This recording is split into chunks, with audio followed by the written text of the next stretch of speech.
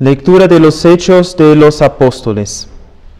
En aquellos días, Felipe, descendiendo a la ciudad de Samaria, les predicaba a Cristo. Y la gente escuchaba atentamente, unánime, cuanto Felipe decía, oyendo y viendo los prodigios que obraba. Porque de muchos que tenían espíritus inmundos salían estos dando grandes voces, y muchos paralíticos y cojos eran sanados. Por lo cual había gran alborozo en aquella ciudad. Secuencia del Santo Evangelio según San Lucas. En aquel tiempo, juntando Jesús a sus 12 apóstoles, les dio virtud sobre todos los demonios y que sanasen enfermedades. Y los envió a predicar el reino de Dios y a sanar enfermos. Y les dijo, no toméis nada para el camino, ni bastón, ni alforja, ni pan, ni dinero, ni tengáis 2 vestidos cada uno. Y en cualquier casa en que entréis, quedad allí y de allí no salgáis. Y donde nadie os reciba, saliéndoos de aquella ciudad, sacudid aún el polvo de vuestros pies en testimonio contra ellos. Habiendo pues partido, iban de lugar en lugar, anunciando el Evangelio y curando enfermos por doquier. Dios te salve María, llena eres de gracia, el Señor es contigo. Bendita tú eres entre todas las mujeres y bendito es el fruto de tu vientre Jesús.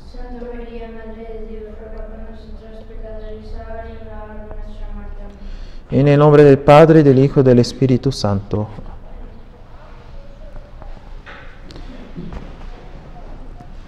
Esa misa del jueves de Pentecostés, o jueves dentro de la octava de Pentecostés, para ser más completo,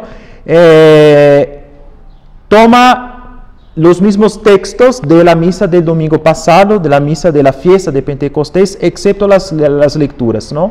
La epístola y el evangelio que son propios, ¿no?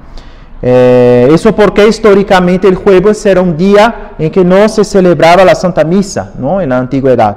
Cuando empezaron a celebrar la Santa Misa, entonces se añadió esta misa y simplemente se tomó el texto cantado de la misa del domingo y puso ahí con unas lecturas nuevas, ¿no? Así se compuso esa misa de ese jueves.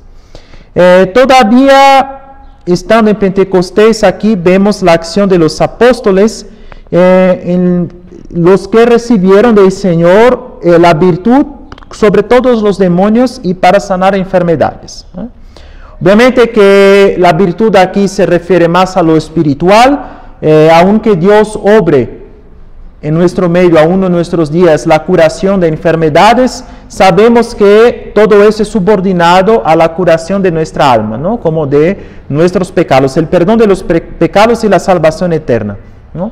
Y una curación de una enfermedad o de algo milagroso que pase aquí en este mundo, lo hace Dios en vista, teniendo en vista nuestra salvación o nuestra santificación, ¿no? Y todo lo que pasa, que seamos curados o no de las enfermedades que tengamos, pues todo eso es en realidad para nuestra santificación, ¿no? Como decía Santa Teresa, pues todo es gracia, ¿no?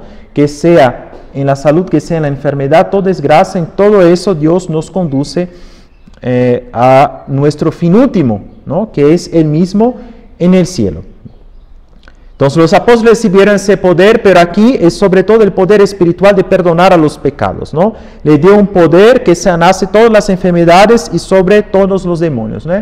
Que claramente es un poder que, bueno, les dio el poder de obrar milagros y de sanar enfermedades de verdad, eso sí, pero por detrás de ese poder que les dio es sobre todo el poder de perdonar los pecados que les confirió, ¿no? Y que va a otorgar de manera más precisa después de su resurrección, cuando sopla, fue el evangelio de la misa del domingo in albis, del domingo primero después de Pascua, ¿no? Que el Señor sopla sobre los apóstoles y les dice, recibid el Espíritu Santo, a quien perdonares los pecados, estos les serán perdonados, ¿no? Entonces ese poder fue otorgado en ese momento, ¿no? Aquí el Señor ya está, como por anticipación, ya dándoles, ¿no? O mostrando qué va a ser su misión, ¿no? Que su misión va a ser la de curar enfermedades, ¿no? La de salvar las almas, ¿no? Entonces aquí tenemos la misión de la iglesia que está mostrada en esta octava de Pentecostés, hablando Tiempo que no solamente la venida del Espíritu Santo, pero junto con la venida del Espíritu Santo, la iglesia fue fundada, ¿no? Fue instituida en ese momento, ¿no? Entonces aquí tenemos la misión de los obispos y sacerdotes, que es realmente de expulsar los demonios y de sanar las enfermedades, ¿no? Aquí para la santificación. Y antes de hacer eso con las otras personas, pues cada uno, sobre todo los sacerdotes, pero porque tiene que hacer esa misión con los otros, pero eso no deja de ser algo para todos, que tenemos que antes expulsar los demonios y sanar nuestra enfermedad espiritual de nosotros mismos, ¿verdad? Entonces el deber de rechazar el demonio, que ese rechazo del demonio, ¿no? Lo prometimos en nuestro bautismo cuando decimos yo renuncio a Satanás, pues es algo que tiene que ser obrado a cada día, y eso con la ayuda del Espíritu Santo que recibimos en el bautismo, ¿no? Y que estamos celebrando aquí en esta octava, ¿no? Entonces vamos a pedir la luz del Espíritu Santo, o la fuerza, la gracia del Espíritu Santo, que nos ilumine y nos haga tener, que Él en nosotros tenga ese poder de rechazar, de expulsar a los demonios y de sanar nuestras enfermedades, ¿no? Ave María Purísima. Que Dios os bendiga en el nombre del Padre, del Hijo y del Espíritu Santo.